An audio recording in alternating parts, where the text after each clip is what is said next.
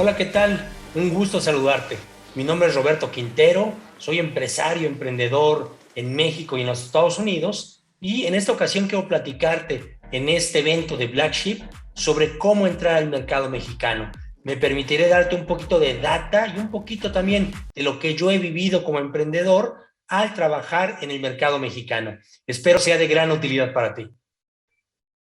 Pues bienvenidos a este módulo de introducción al mercado mexicano, en el que te platicaré algunos datos, pero bueno, también algunos temas de percepción de cómo ingresar, cómo hacer un soft landing en México. Vamos a platicar de estos temas, un poquito de generales del país, pero también de la población, de las zonas económicas, de los sectores, el contexto cultural, nuestro sistema de gobierno, la información de mercado, instituciones que deberías de conocer, las MIPIMES, que significa micro, pequeñas y medianas empresas en México. Platicaré de los ecosistemas más importantes y de los retos que tenemos como país, que tenemos como México. Bueno, me gustaría comentarte un poquito sobre los generales de nuestro país, de México, de este país al que tú quieres y pretendes ingresar para vender en el mismo mercado mexicano o para asociarte, para aliarte con mexicanos y vender pues, a cualquier mercado del mundo. Primero, para mal, tenemos una alta desigualdad, como ocurre en varios países de Latinoamérica. Bueno, México tiene mucha desigualdad entre gente que tiene recursos y que no tiene recursos. Hay estudios que dicen que el 60 o el 70% de la población es pobre, es un reto que tenemos como mexicanos, pero bueno, también es una oportunidad para el emprendedor que quiere cambiar la realidad y que quiere atender a esta base de la pirámide, esta BOP. Segundo, desde hace algún tiempo, 3 años, llega la izquierda por primera vez al gobierno federal, es decir, el presidente de la República emana de la izquierda, llamado por ellos la 4T, la cuarta transformación, haciendo referencia a que ha habido tres transformaciones importantes en nuestro país: la independencia, la guerra de reforma, la revolución, y ellos, bueno, lo autonombran la 4T. Hay detractores, pero también hay gente que apoya este cambio. Lo que sí podemos estar ciertos es que es un momento complejo para el país. El tema de desigualdad y el tema un poco pues de una molestia social genera que la 4T pues sea muy controvertido y además que genere con una bipolaridad en la población. Hay gente que la apoya mucho y hay gente que no la apoya en nada. El tercer punto, una característica que tiene nuestro país es que es altamente dominada por industrias monopólicas, es decir, los sectores son dominados por uno, dos o tres jugadores, que bueno, hace daño al mercado mexicano. Sin embargo, es una oportunidad, ¿no? Para el emprendedor latinoamericano que llegue a romper con creatividad, con propuestas disruptivas, estos monopolios, oligopolios que hay en México en el comercio, en la industria, en la tecnología. El cuarto punto, clase media, también para mal, a diferencia de otros países o de los Estados Unidos, tenemos una incipiente clase media, es decir, la mayor parte de la población vive con muy pocos recursos, hay una clase media muy chiquitita y hay una clase alta pequeña, pero que domina el 70% de los recursos en México. Y el quinto punto que tiene que ver con nuestro hacer en el ambiente emprendedor, hay una alta desconexión entre la academia y el sector privado. Son dos instancias que van caminando de manera importante, pero no logramos que esa triple o cuádruple hélice funcione. La academia, los investigadores hacen un gran trabajo, pero totalmente desconectados del sector privado, y al revés, el sector privado hacemos nuestro trabajo sin la conciencia de lo importante que sería acercarnos al sector académico, a la educación, a las universidades, a los investigadores. En esta ocasión te quiero platicar sobre la población en México. Somos 126 millones de habitantes. De hecho, somos de los países en Latinoamérica más grandes después de Brasil. Y por cierto, hay 38.5 millones de mexicanos adicionales, pero no viviendo en México, sino viviendo en la Unión Americana, lo que genera un mercado bien interesante de casi 170 millones de mexicanos distribuidos en los dos países. En México, el 51% de la población es género femenino y el 49% es género masculino. La edad mediana de la población en México es de 29 años. Seguimos siendo un país bastante joven. No tenemos ese enorme bono demográfico que tuvimos en los 80s y los 90s, pero seguimos siendo, en comparación de otros países, una población bastante joven. Por cierto, la capital de México es la Ciudad de México y es la ciudad más vieja, por así decirlo. La edad mediana es de 35 años en Ciudad de México.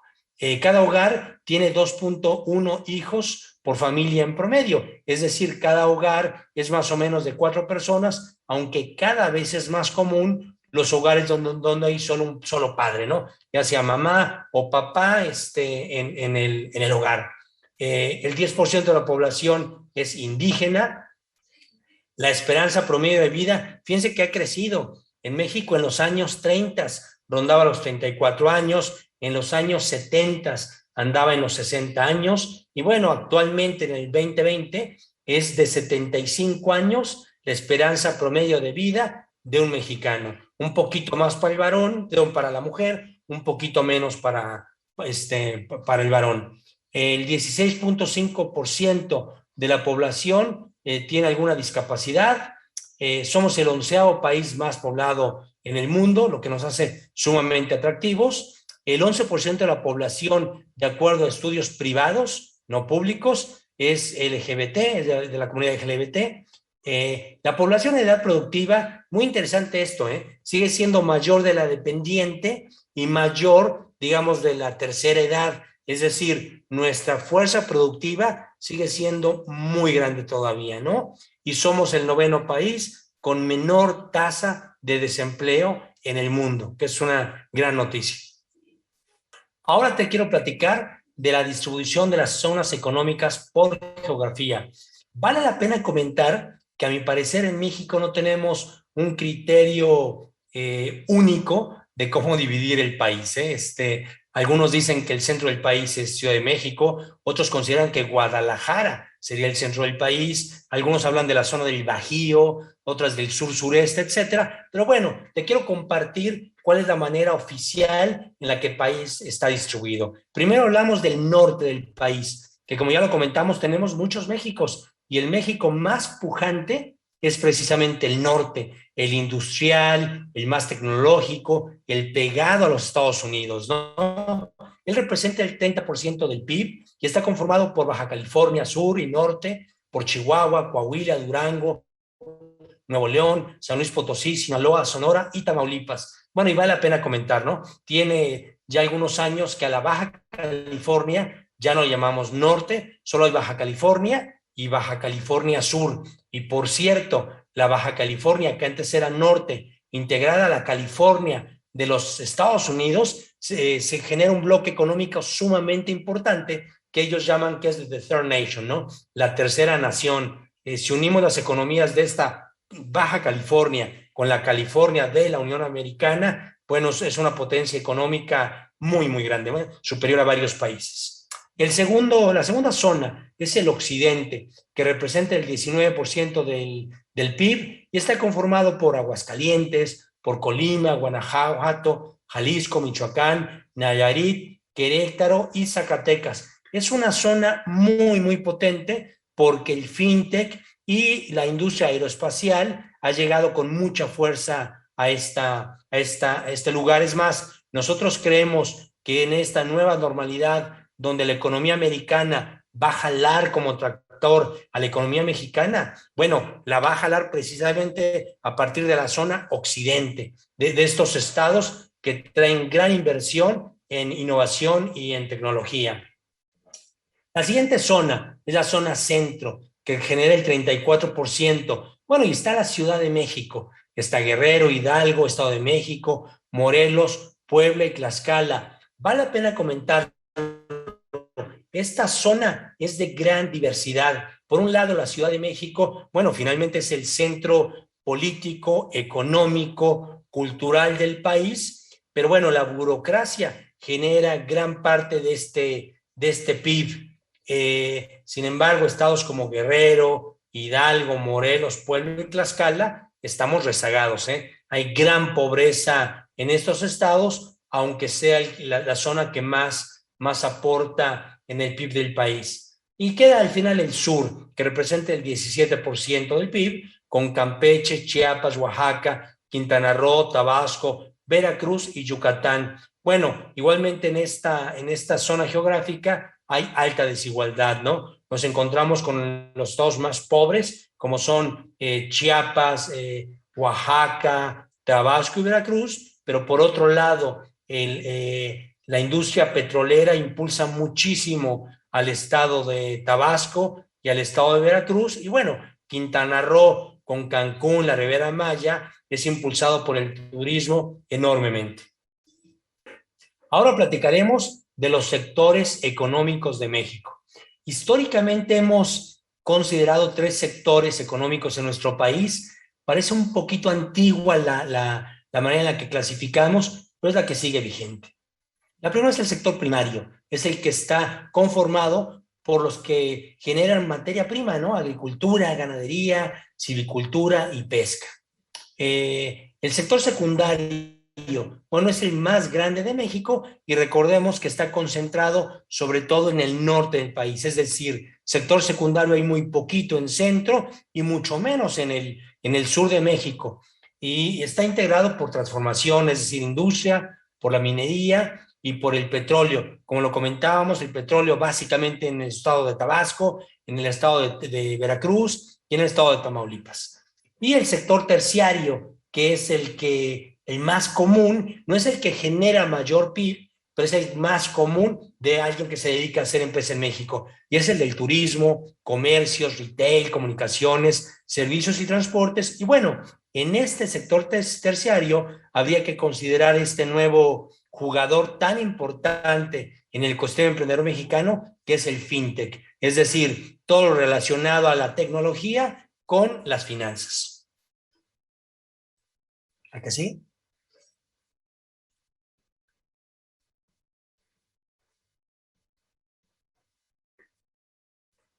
¿Va? Perfecto.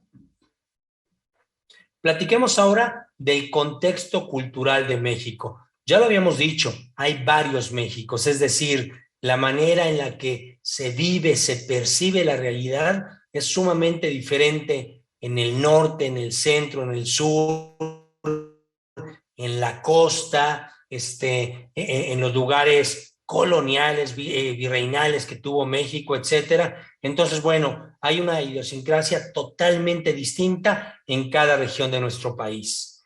Por otro lado, la mayoría de empresas, incluso las empresas más grandes en nuestro país, bueno, son o su origen es empresa familiar, es decir, la familia es tema clave, sumamente importante en la actividad empresarial en México y por ende hay poco gobierno corporativo y ya lo comentaremos, muy pocas empresas logran o aspiran a cotizar en las bolsas de valores de nuestro país.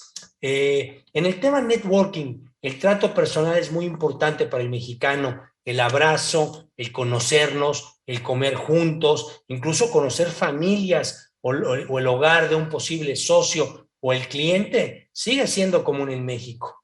Ya lo comentamos, hay concentración de algunas industrias en pocos jugadores y algo que se da creo que mucho en Latinoamérica, pero se da mucho en nuestro país, pues el amiguismo y el compadrismo. Es decir, es mucho más fácil hacer negocios con o para amigos o para gente que ya conozco que tocar en frío la puerta de un negocio. Es decir, los amigos tienen derecho de picaporte. Entonces, desarrollar un buen networking sigue siendo muy importante en México. No te garantiza nada. Te lo garantizo, por supuesto, tu modelo de negocio, tu propuesta de valor. Pero si además de tener una buena propuesta de valor, la contraparte es amigo tuyo, es cuate tuyo o conocido de un amigo, te abre muchas puertas. Y el último, y me da tristeza decirlo, la corrupción. En México, históricamente, la corrupción es un cáncer en sector público y privado que estamos erradicando, pero hay que reconocer que sigue vigente. Bueno, ahora vamos a comentar el sistema de gobierno que tenemos en México. Somos, bueno, nuestro nombre oficial, somos los Estados Unidos Mexicanos. Somos una república representativa, democrática y federal. Es decir, a diferencia de otros países, no estamos confederados, sino estamos federados. Básicamente, ¿por quién? Por estados que son libres y soberanos. Y los estados tienen a su vez municipios, que es la mínima expresión de gobierno en México. Es decir, la cercanía de un ciudadano es con su municipio. Los municipios están conformados forman estados y los estados forman al país. Somos un estado laico, es decir, no hay una religión como tal oficial, aunque más del 80% de la población profesa la religión católica. Sin embargo, muy interesante, en costas y en las fronteras norte y sur de nuestro país, cada vez es más común que la religión que más profesan sean cristianos, no católicos. Nuestra Carta Magna es nuestra Constitución, es la Constitución política de los Estados Unidos Mexicanos, de la cual emanan todas las leyes secundarias. Sin embargo, hay que reconocer que los tratados internacionales son los únicos que pueden estar encima de la Constitución. Y bueno, como varios países, en México tenemos tres poderes: el ejecutivo, el legislativo y el judicial. Y los explico. El poder ejecutivo, pues digamos que es el que ejecuta y está liderado a nivel federal por el presidente de la República, a nivel estatal por los gobernadores. Cada estado tiene su gobernador, y a nivel municipal por presidentes municipales o también llamados alcaldes con su cabildo. Con respecto al poder legislativo, igualmente lo tenemos a nivel federal, lo tenemos a nivel estatal y está dividido por materias. La Suprema Corte de Justicia es el máximo órgano en el poder legislativo y ellos ¿qué hacen? Pues básicamente hacer las leyes. Y el poder judicial también está presente a nivel federal, está presente a nivel estatal y bueno, pues está conformado por jueces y por tribunales y por magistrados que son los que juzgan las leyes que hizo el poder legislativo. Información del mercado. Me gustaría platicarte qué ocurre con el mercado en México. Bueno, en primer lugar, la preocupación más importante que tiene un mexicano es su situación financiera y tiene que ver con temas de pobreza, de desigualdad también. El 64% de los mexicanos están preocupados por perder su empleo, por perder su chamba, como decimos en México. Chamba viene derivado de chamber. Cuando los mexicanos iban a Estados Unidos a conseguir trabajo, lo buscaban en el Chamber of Commerce. Por eso le decimos chambear o chamba al trabajo en nuestro país. En esta nueva normalidad, la pandemia generó una pérdida del 8.8% del PIB. Notamos, como en todo el mundo, ¿no?, un alto nivel de estrés. Creo que la fatiga pandémica en el mercado mexicano es muy obvia. Ha habido una contracción del gasto no esencial. Para bien o para mal, el mexicano se lleva una lección de la pandemia y del confinamiento, y es cuidar mucho el flujo de efectivo. Y bueno, antes el 4 o 5% de las compras de un hogar mexicano se hacía online, todo era a través de canales tradicionales, y después de la pandemia esto crece a un 27%. Es decir, de cada peso que compra un hogar mexicano, 27 centavos ya lo hace a través de canales digitales. ¿Qué instituciones debe de conocer un emprendedor que planea llegar a México? Bueno, primero, que tenga claro que tenemos 3 instancias de gobierno: gobierno federal, estatal y municipal. Y es más, muchas secretarías como economía, como turismo, etcétera, se van a repetir. Vamos a encontrar una Secretaría de Economía federal, pero también estatal, pero también municipal. A nivel federal, la Secretaría de Hacienda, es decir, la que cobra los impuestos a los empresarios, tiene un órgano que es la que se dedica a eso, a ejecutar el cobro, y es el SAT, el Sistema de Administración Tributaria. Yo espero tengas que ver con ellos para bien y no por algún problema. También una instancia importante es el INPI, el Instituto Mexicano de la Propiedad Industrial, y es básicamente quien maneja el tema de propiedad intelectual, ya sea la industrial, como patentes, como temas de tecnología, pero también el que maneja las marcas, ¿no? Entonces es muy importante que conozcas al INPI y también al INDAUTOR, que es el Instituto Nacional de Derechos de Autor, que tiene que ver más con trabajos intelectuales. El IMSS es el Instituto Mexicano de la Seguridad Social y es básicamente quien otorga la seguridad social, es decir, hospitales, medicina preventiva, etcétera, a los trabajadores, y es también quien te cobra cuotas patronales y cuotas obrero, así se llaman, para mantener esta institución.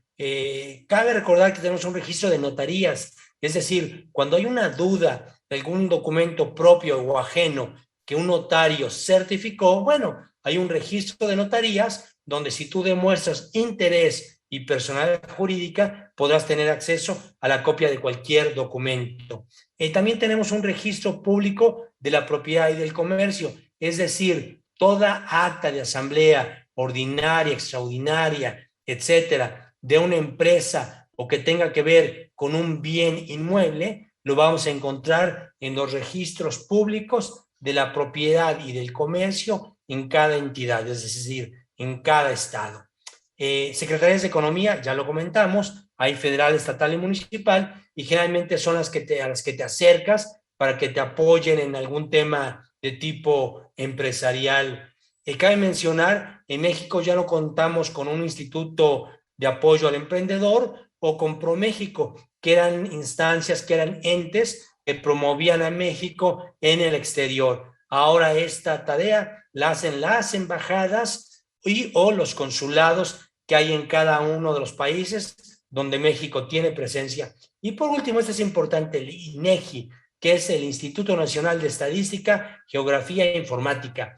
El INEGI es el que levanta los censos de población y económicos cada 10 años, o el conteo de población cada 5 años. Vale la pena que entres a la página de internet del INEGI, tiene reportes sumamente interesantes en el tema económico, en el tema mercados. Yo creo que una página que debe de conocer todo emprendedor que va a entrar al mercado mexicano es precisamente la de inegi.gov.mx. MIPYMES en México. Les recuerdo, el término MIPYME, pues se crea o lo utilizamos en México hace ya más de 20 y tantos años, y quiere decir MI de micros, PI de pequeñas y medianas empresas. Es decir, MIPYME son micros, pequeñas y medianas empresas. Ahora, vuelvo a recordarlo, el México del Norte es muy diferente al México del Centro y mucho más al México del Sur. Es decir, no hay comparación entre la generación de valor de una micro, de una pequeña empresa en Chihuahua o en Monterrey, que en Chiapas o en Oaxaca. Pero bueno, el gobierno mexicano clasifica a las empresas por tamaño, dependiendo el número de colaboradores, el número de trabajadores, y también por sector. Recordemos que nos dividimos en industria, comercio y servicios. Una micro para el gobierno es aquella que tiene de 1 a 10 colaboradores, y en el tema industrial. En el comercio se repite y en servicios también. Una pequeña empresa es aquella que tiene en la industria de 11 a 50 colaboradores, en el comercio, es decir, el retail, ¿no? De 11 a 30, y en servicios, tal como ocurre en industria, es de 11 a 50 colaboradores. Una empresa mediana es de 51 a 250 colaboradores en la industria, del comercio de 31 a 100, y en los servicios de 51 a 100 colaboradores. Y una empresa grande, bueno, en la industria se contempla la que tiene más de 251 colaboradores, en el comercio más de 101 colaboradores y en los servicios más de 101 colaboradores. Bueno, ahora platiquemos un poco del ecosistema empresarial emprendedor en nuestro país? Bueno, la mayoría de las propuestas de valor, ya sea empresa tradicional o empresa con visión emprendedora, bueno, es precisamente del ámbito tradicional, servicios, retail. En México, para mal o como oportunidad, se ve poco el emprendimiento de base tecnológica. Yo me atrevo a atribuirlo a ese miedo que históricamente tenemos los mexicanos al tema de las matemáticas. Es más, muchos mexicanos tomamos la decisión de la carrera que vamos a estudiar huyéndole a las matemáticas. Mal hecho, ¿no? Porque finalmente no importa qué carrera estudies, yo creo que debes de dominar el número. Pero bueno, por ende, la mayoría de emprendimientos son tradicionales, el 70-80%, depende de la zona del país, son propuestas totalmente tradicionales. Ahora, con respecto a las de alto impacto, es decir, las de base tecnológica, son básicamente cuatro: servicios financieros, representa más de un 30% de la propuesta, y salud, tecnologías de la información y comunicación y educación se dividen entre ellas un porcentaje similar en lo que tiene que ver con el emprendimiento de alto impacto. Bueno, y estamos a punto de terminar nuestro módulo en el que estamos conociendo a México como país, su población, su mercado, su ecosistema, su sistema de gobierno. Pero bueno, ahora platiquemos de los retos que tenemos como mexicanos, que cabe mencionar, para un emprendedor un reto es una oportunidad, es decir, veámoslo desde el punto positivo, cómo podemos cambiar la realidad y además monetizar como emprendedores, ¿no? Primero, la pobreza. Ya lo hemos comentado, 60-70% de la población en México sigue siendo pobre. Se ha avanzado en los últimos años en pobreza extrema, pero la inequidad sigue vigente. En los últimos 20 años, cada vez hay más gente que tiene la mayor cantidad de ingresos, y esa es una parte pequeñita de la población, y cada vez hay más gente que tiene muy poco ingreso, y eso representa el 90% de la población en México. El tema de inseguridad derivado del tema narcotráfico igual ha sido un cáncer para nuestro país. Llevamos ya muchos años peleando con él, de repente sube y baja, pero sigue siendo un reto, aunque me atrevo a decir que México en términos generales es un país seguro, ¿no? Mientras haya sentido común y no hagamos locuras, puedes andar en cualquier parte del país con tranquilidad. Tenemos como reto una alta dependencia de las divisas, me refiero a el dinero, a los dólares que mandan esos 34 millones de mexicanos que están trabajando en la Unión Americana, y además muy importante, ya sean de primera, segunda o tercera generación, siguen con ese vínculo emocional, con ese vínculo a la cultura mexicana, pero también mandando sus dolaritos a su familia en México, a la mamá, a la esposa o a los hijos. Dependencia del petróleo cada vez ha sido menos, pero sigue una dependencia del petróleo, y es un reto porque nuestra paraestatal, que es Petróleos Mexicanos, pues es una empresa, como ocurre en muchas partes del mundo, nada eficiente, y una empresa generalmente pues, perdedora, por decirlo así, ¿no? Entonces es un reto que tenemos, y tenemos también alta dependencia en divisas en relación al turismo. Afortunadamente, el turista cada vez viene a México, somos de los primeros 10 países que recibimos turistas y divisa por parte de ellos. El siguiente punto ya lo comentamos: corrupción. Es un cáncer que yo creo que le toca a las nuevas generaciones, al millennial, al centennial, erradicar en nuestro país. El otro es el sistema de pensiones. Bueno, como ocurre también en varios países de Latinoamérica, pues el sistema de pensiones es una bolsa que no acaba de llenarse, y parecería que en 5 o 6 años puede ser un verdadero problema para México. ¿Por qué? Porque gran parte del PIB, actualmente es sobre el 3% del PIB, se va a pensiones, pero en el momento en que esto supere el 8 o el 10%, bueno, va a ser un grave problema, pero también una oportunidad que tenemos que ayudar a solucionar el sistema de jubilaciones y pensiones en México. Y fíjense, esto es generado por la expectativa de vida. La planeación se hizo con mexicanos que fallecían a los 60 años. Hasta actualmente un mexicano, aunque el promedio es de 75 años, pues le llevamos a la cuarta edad. Hay mexicanos llegando a los 90 años. Entonces no hay bolsa que alcance, ¿no? Para mantener a un mexicano que se jubila y se mantiene vivo 30 o 40 años, no hay sistema de pensiones que pueda soportar esto. La obesidad, la diabetes y la hipertensión también son retos de salud que tenemos en México y que constituyen oportunidad en medicina o incluso en telemedicina. Y por último, mínima inversión de research and development, es decir, el sector privado casi no invierte en innovación, en desarrollo de tecnología, generalmente la compramos en otros países. Creo que son los retos que tiene nuestro país. Y bueno, agradezco muchísimo su atención. Espero que sea de gran utilidad estos datos, estos comentarios que hago sobre México. Yo estoy cierto que es un gran país, nuestro país México, para que inviertas o para que haya alianzas con nosotros para conquistar otros mercados. Muchas gracias.